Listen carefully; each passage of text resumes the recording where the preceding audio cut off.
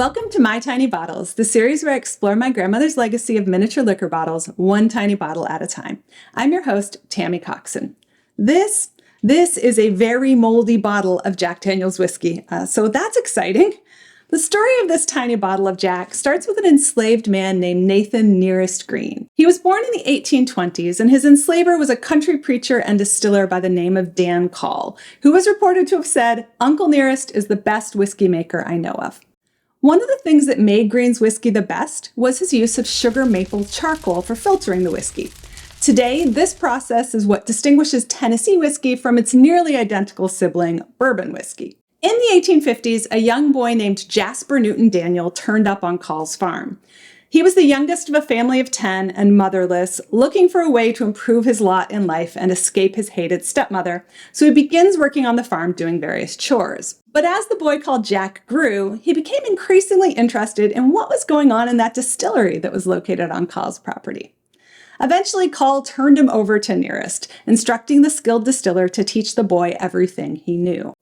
And learn he did. While still just a teenager, Daniel was already selling this renowned whiskey to towns around Lynchburg, including to Civil War soldiers.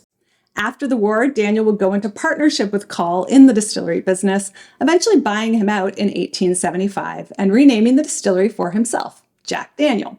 His relationship with Green had continued over the years, and in 1875, he hires him to serve as the distillery's first master distiller, making him the first African-American master distiller.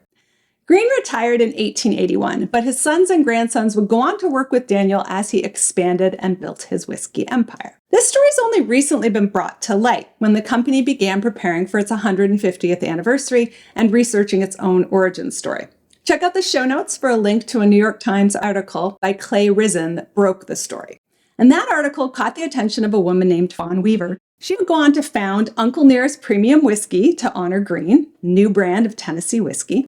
And even better yet, their award-winning master blender is Victoria Edie Butler, who is Nearest Green's great-great-granddaughter. The Jack Daniel's brand is one of the best-selling whiskeys in the world today and for a long time before that. My bottle, probably from around 1982. There's an 81 embossed on the bottom of the bottle, but that only tells us when the bottle was made.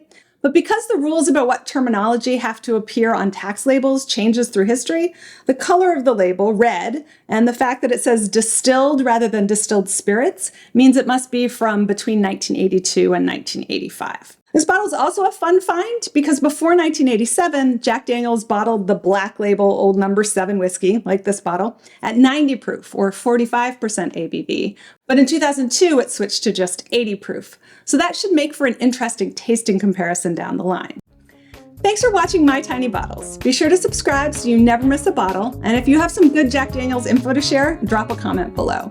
Visit mytinybottles.com for a deeper dive into each bottle, including blog posts and podcasts. And finally, follow My Tiny Bottles on all your socials. Cheers!